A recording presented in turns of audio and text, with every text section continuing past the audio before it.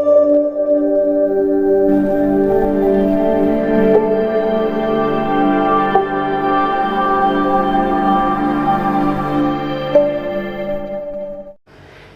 नमस्कार, मैं Harendra Kumar VS studies के यूट्यूब चैनल में एक बार फिर से आपका स्वागत करता हूं।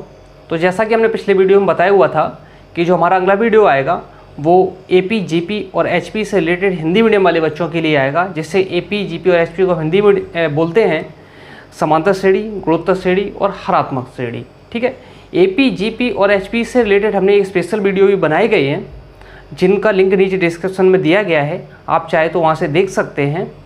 तो चलो स्टार्ट करते हैं आज का वीडियो। आज के वीडियो के लिए पहला क्वेश्चन बोर्ड पे आपके सामने नोट किया गया है। जो पहला क्वेश्चन क्या है, पहला क्वेश्चन है हमारा, यदि ए बी सी समांतर श्रेणी में हैं तो a माइनस सी का whole square upon B square minus A C का मान ज्ञात कीजिए। क्वेश्चन कह रहा है आपसे कि ए बी सी है, जो तीन टर्म दिए गए हैं वो आपके किस में, समांतर श्रेणी में। ठीक है, समांतर श्रेणी में है और आपसे किसका मान पूछ रहा है, ए माइनस सी का whole square upon B square minus A C. ठीक है, चलो तो इस क्वेश्चन को सॉल्व करते हैं हम। अगर ए बी सी आपके समांतर श्रेणी में हैं तो क्या कंडीशन लगेगी आपकी, तो कंडीशन लगेगी आपका जो मिडिल टर्म होगा उसमें 2 का multiply 2b is equal to A plus C. ठीक है ना, अगर ए बी सी समांतर श्रेणी में है तो 2b is equal to A plus C. अब आपसे मान किसका पूछ रहा है, a माइनस सी का whole square upon B square minus A C. इसका मान निकालने के लिए हम क्या करेंगे, a माइनस सी का whole square upon B square minus A C. अगर हम यहां से बी स्क्वायर का b का मान निकालें तो हमारा b का मान यहां से क्या आएगा, b का मान हमारे यहां से आ जाएगा, b इज इक्वल टू हो जाएगा a प्लस सी बाई 2। ठीक है ना, अब b का मान हम यहाँ से उठा के इसमें रख देंगे। ठीक है, ये हो जाएगा हमारा a माइनस सी का whole square upon a plus C upon 2 का स्क्वायर माइनस ए सी। ठीक है ना, इसको सॉल्व करेंगे। जब हम इसको अगर सॉल्व करते हैं तो ये हो जाएगा हमारा a माइनस सी का होल स्क्वायर अपॉन ए प्लस सी का होल स्क्वायर, नीचे हो जाएगा हमारा ये 4, ए प्लस सी का होल स्क्वायर अगर हम ओपन करेंगे तो ये हो जाएगा हमारा A square plus C square plus 2ac upon 4 minus A C. ठीक है ना, इसको सॉल्व करो। अगर हम इसको सॉल्व करेंगे तो यहाँ से हमारा 4 ऊपर चला जाएगा, 4ac 4a माइनस सी का होल स्क्वायर अपॉन हो जाएगा हमारा A square plus C square plus 2ac minus 4ac। यहाँ से 4ac से आपका 2ac माइनस हो जाएगा, यहाँ से आपका क्या आएगा, माइनस का 2ac। तो हमारा फिर आगे क्या हो जाएगा, ए square plus C square minus का 2ac। चलो इस स्टेप को हम नोट ही कर देते हैं।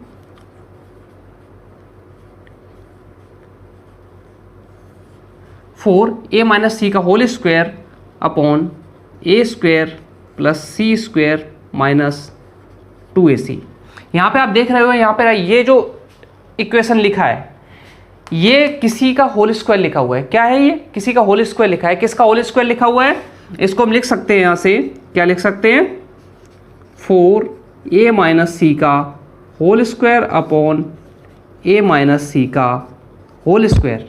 ठीक है, तो इसका आंसर कितना आया, लास्ट 4। क्लियर। अब इसकी हम शॉर्ट ट्रिक मेथड भी है। एनडीए के एग्जाम में इस तरीके से अगर क्वेश्चन को आप सॉल्व करोगे तो थोड़ा सा टाइम ज़्यादा कंज्यूम हो जाएगा। इसका शॉर्ट ट्रिक भी है। शॉर्ट ट्रिक से चलो अगर हम इसको सॉल्व करते हैं। क्वेश्चन कह रहा है कि ए बी सी समांतर श्रेणी में है। क्वेश्चन क्या कह रहा है कि ए बी सी समांतर श्रेणी में है, तो अगर हम ए बराबर 1, बी बराबर 2 और सी बराबर 3 मान लें, क्या मान लें, ए बराबर बी 1, बी बराबर 2, सी बराबर 3, क्योंकि 1 2 3 1 2 3 भी आपकी समांतर श्रेणी में होंगे।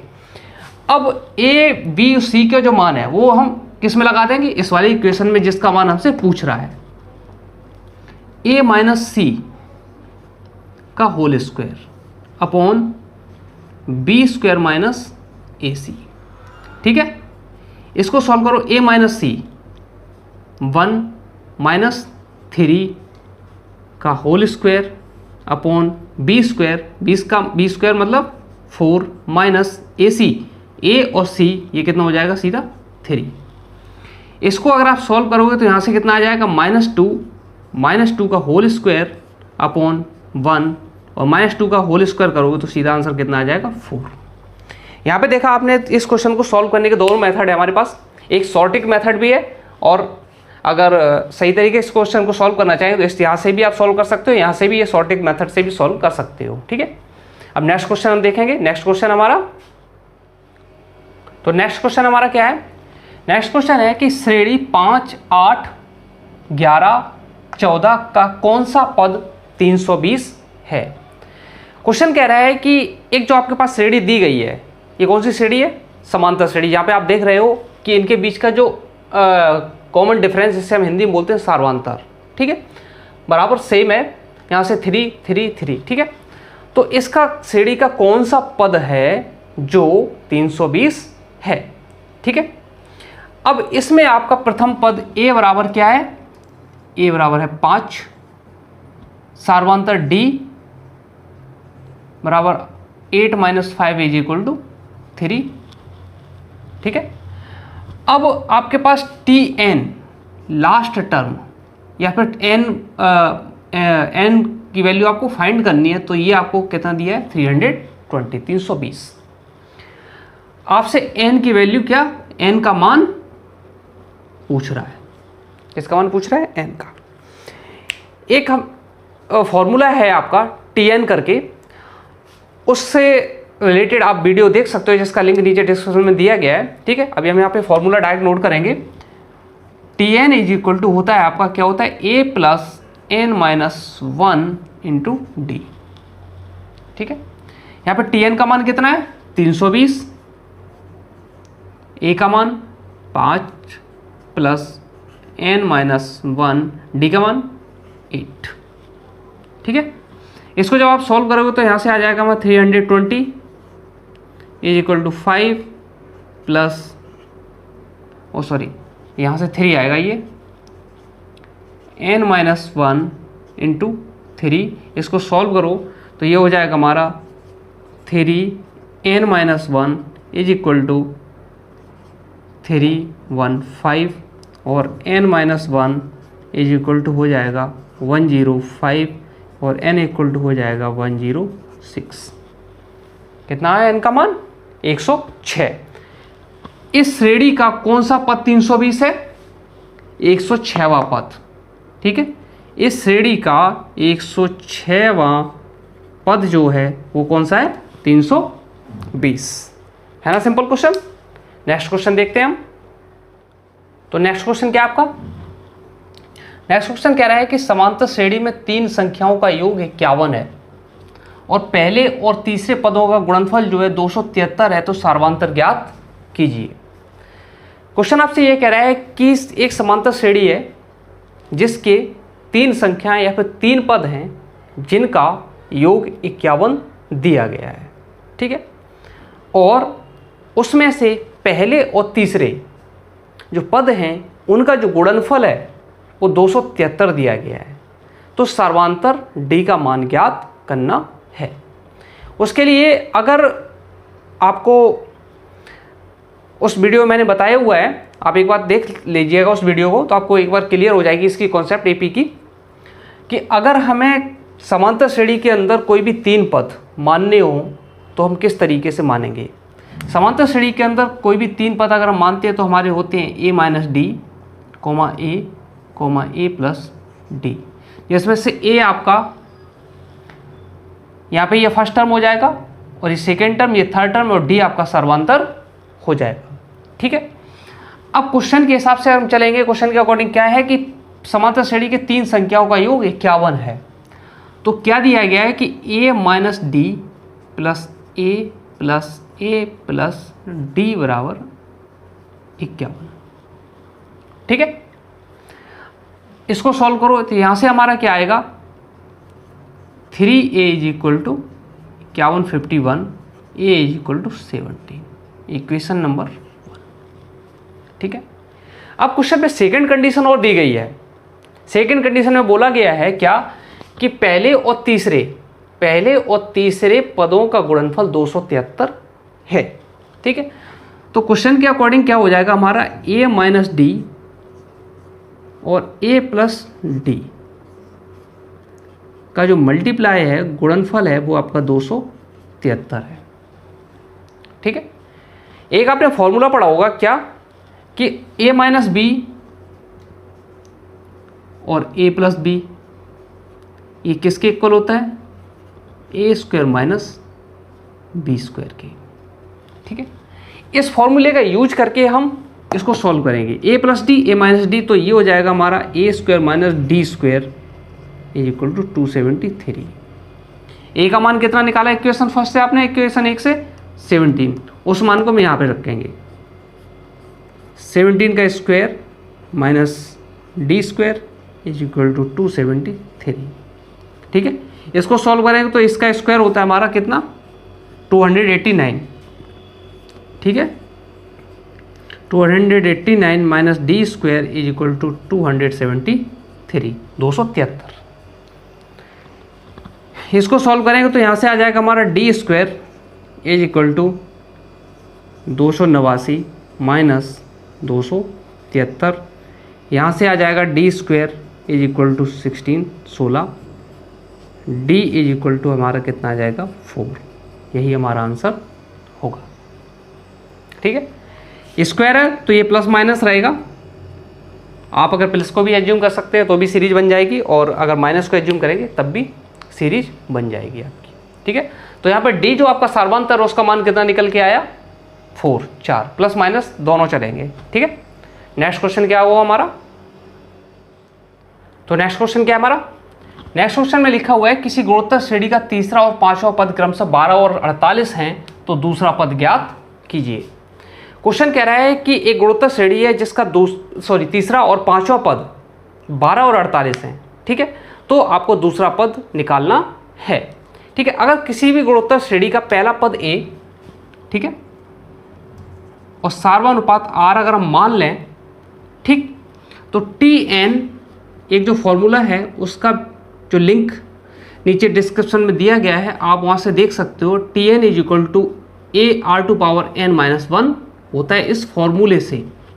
ठीक है, आपका तीसरा पद T3 इज इक्वल टू क्या हो जाएगा, AR²। यहाँ 3 लगाएंगे तो हमारे पास आ जाएगा कितना, 2 AR², और तीसरा पद का मान कितना दिया है, 12 है। ठीक है, तो ये हो जाएगा हमारा सीधा इज इक्वल टू AR²। ठीक है, इसी तरीके से पांचवा पद T5 is equal to AR⁵ 5-1, 5 minus 1 कितना आ जाएगा हमारे पास, यहाँ 4, AR⁴, इसका मान हमारे पास कितना दिया है, 48 बराबर AR⁴। ये इक्वेशन नंबर 1 है आपका, ये इक्वेशन नंबर 2 है, सेकेंड है। अगर हम सेकेंड इक्वेशन को फर्स्ट इक्वेशन से डिवाइड कर दें, ठीक है, तो हमारे पास क्या आएगा, यहाँ से आएगा हमारा AR⁴ upon AR² is equal to 48, मतलब 48/12 इज इक्वल टू, यहाँ से हमारा हो जाएगा सीधा R² इज इक्वल टू 4, तो यहाँ से R का मान जो आएगा वो हमारा कितना आएगा, 2। ठीक है, अब R का मान अगर जो हमारे पास 2 निकला है, अगर फर्स्ट इक्वेशन में लगा दे, पहले इक्वेशन में लगा दे, तो हमारे किसका मान आ जाएगा, A का भी मान मिल जाएगा पहला पद, और सार्वनुपात R का भी मान मिल जाएगा, तो वहाँ से हम अपना दूसरा पद निकाल लेंगे। ठीक है, इस मान को इक्वेशन फर्स्ट में लगाएंगे, समीकरण 1 में लगाएंगे, क्या आएगा हमारे पास,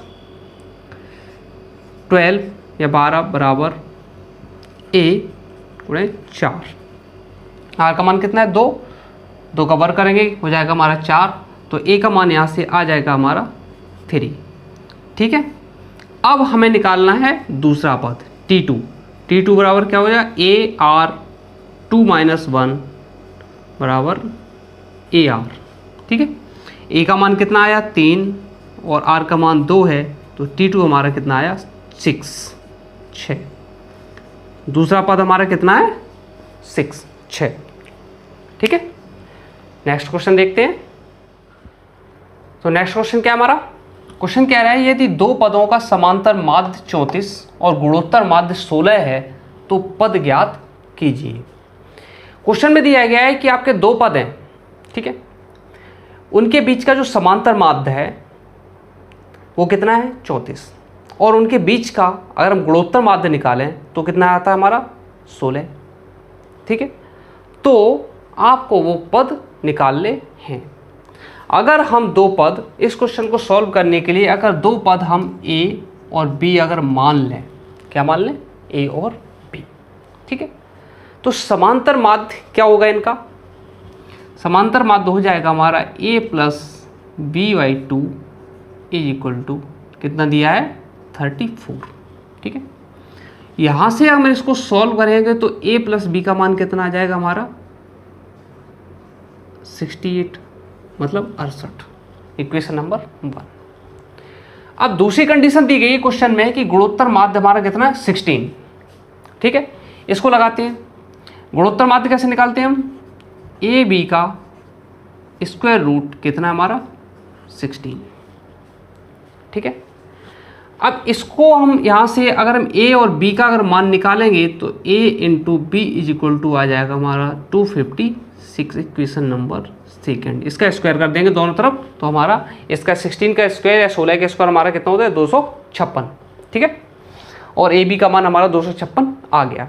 आपके पास a प्लस बी का मान दिया गया है, अगर हम a माइनस बी का अगर हम मान निकालें, ठीक है, तो a माइनस बी का मान निकालने के लिए हम क्या करेंगे, a माइनस बी बराबर हो जाएगा हमारा a प्लस बी का होल स्क्वायर माइनस 4ab इसका पूरे का स्क्वायर रूट।